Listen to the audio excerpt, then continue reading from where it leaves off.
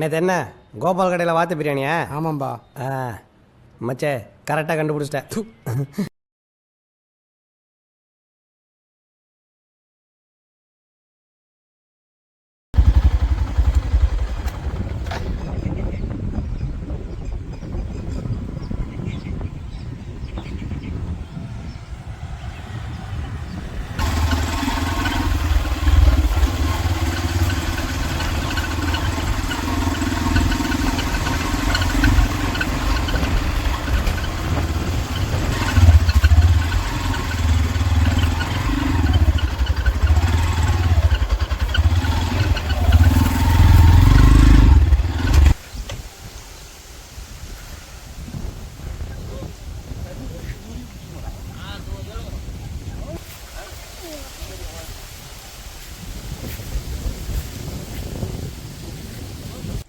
வாங்க, இப்போ நம்ம வாத்து கிரேவி செய்ய போகிறோம்.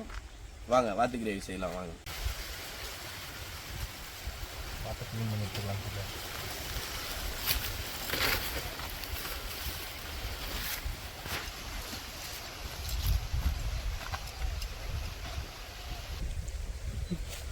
பாருங்க, இப்போ இந்த வாத்தை நம்ம அப்படியே கிரேவி பண்ணி சாப்பிட போகிறோம். சுட்டா தலை உடுக்கா எடுத்துக்கலாம். சுடுடா, பறக்கும்டா. சுடுடா, ஏன்டா?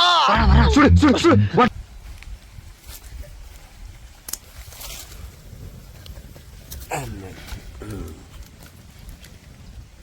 அடி உளுத்தலு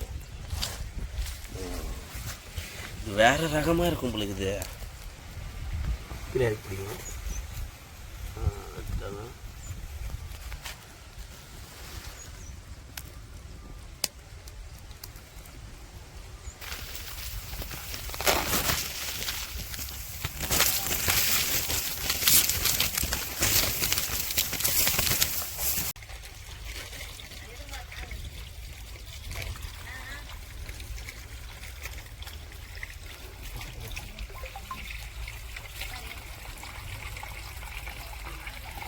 பார்த்தீங்கன்னா வாத்துல கவுச்சி வாசனை வரும். அதனால மஞ்சளை நல்லா தேய்ச்சிக்கலாம். தேய்ச்சிட்டு வெட்டி எடுத்துக்கலாம்.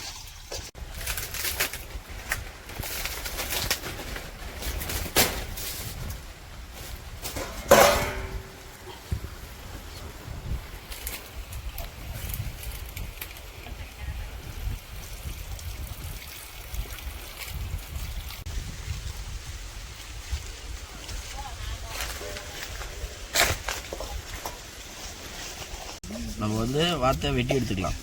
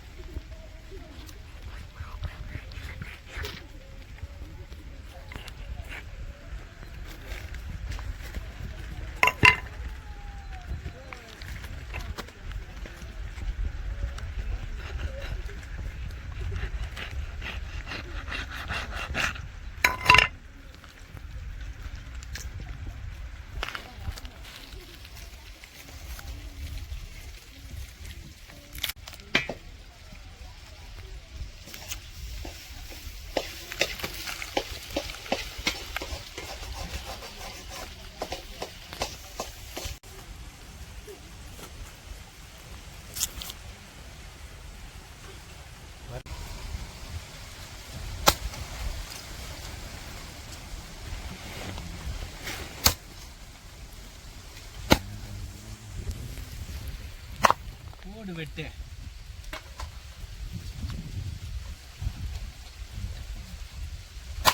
ஓடு.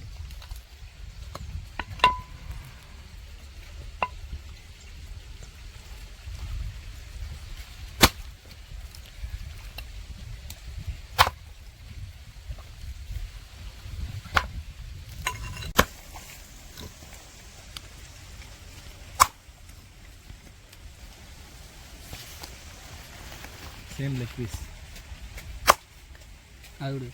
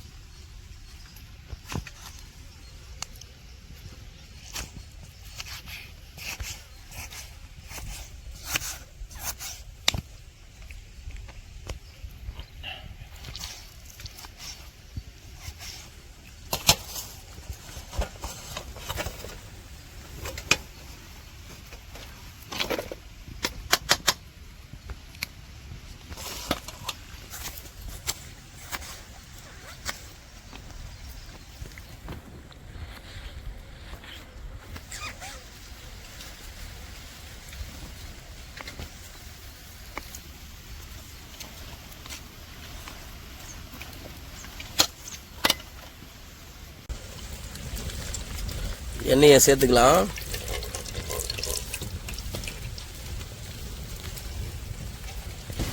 பட்டை லவங்கம் அனாச்சி பூ சேர்த்துக்கலாம். பச்சை மிளகாய் சேர்த்துக்கலாம்.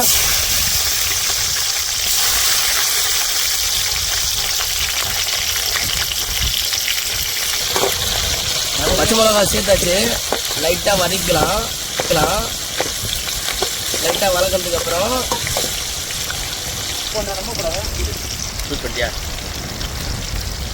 இப்போ சோம்பு போட்டுக்கலாம். ஏன்னா நம்ம கறியில் வந்து கவுச்சி வாசனை வரும். அதுக்கோசரம் சோம்பை நல்லா சேர்த்துக்கணும். சோம்பை எவ்வளோக்கு எவ்வளோ சேர்க்குறோமோ அவ்வளோ கவுச்சி வாசனை போகும். இதை லைட்டாக வதக்கலாம். நல்லா வதங்கிடுச்சு. இப்போ வெங்காயத்தை சேர்த்துக்கலாம்.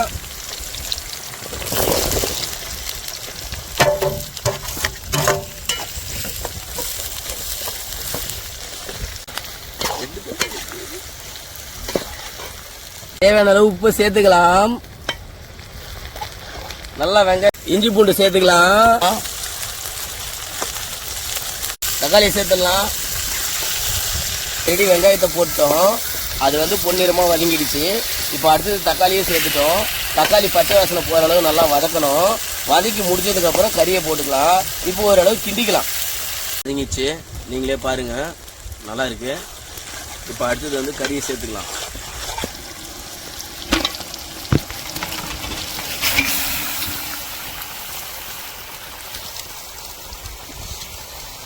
சேர்த்துட்டோம். அடுத்தது வந்து பார்த்திங்கன்னா லைட்டாக கிண்டலாம். இது வந்து பார்த்திங்கன்னா லைட்டாக கவுச்சி வாசனை இருக்கும். நம்ம அரைச்சி வச்சுருக்க பெப்பர் தூளை வந்து நல்லா சேர்த்துக்க போகிறோம். அந்த பெப்பரை நல்லா சேர்த்தா தான் அந்த கவுச்சி வாசனை போகும். அதுவும் இல்லாமல் இது மாறு சளி, அடுத்தது வந்து நெஞ்சு சளி. நம்ம தம்பி வாத்து கறிக்குன்னு ஸ்பெஷலாக அரைச்சி வச்ச மசாலா இருக்குது, அந்த மசாலாவை சேர்த்துக்கலாம்.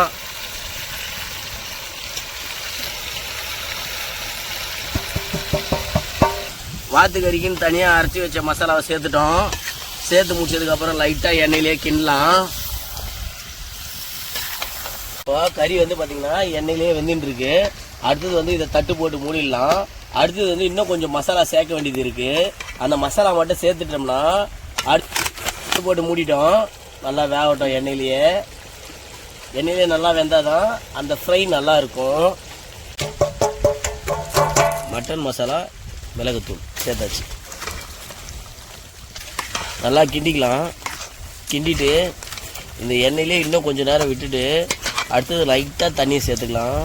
அவ்வளோதான், முடிஞ்சிச்சு. நம்ம நல்லா வெந்துருச்சு. பாருங்க, கறி எவ்வளோ அழகாக வெந்துக்குது பாருங்க. நல்லா இந்த பெப்பர்லாம் போட்டு இந்த கிரேவியாக செஞ்சு சாப்பிட்றப்போ நெஞ்சில் இருக்க சளி மொத்தம் அப்படியே போயிடும். பாருங்க, இப்படி இருக்கு பாருங்க.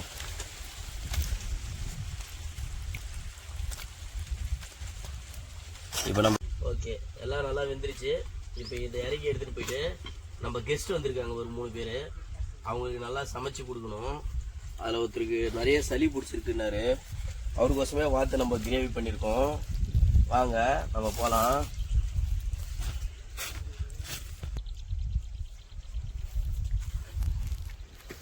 போயிட்டு வச்சியா ஒரு கிண்ணத்துனா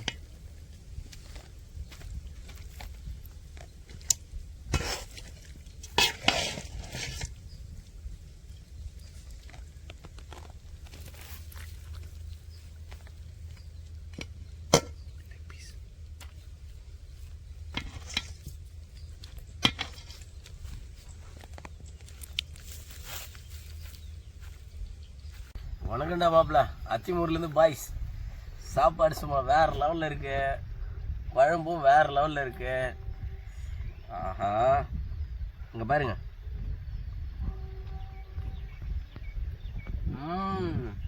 அடி மாரு, அடி தூள்.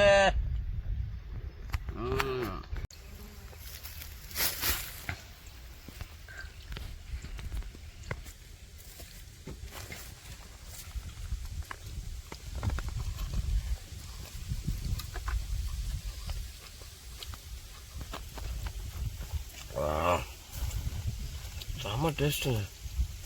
சார், வாத்துக்கறி ஃபஸ்ட் டைம் சாப்பிட்றேங்க. வேறு லெவலில் இருக்குங்க. நீங்களும் சமைச்சு சாப்பிடுங்க, சூப்பராக இருக்குங்க. அப்பா.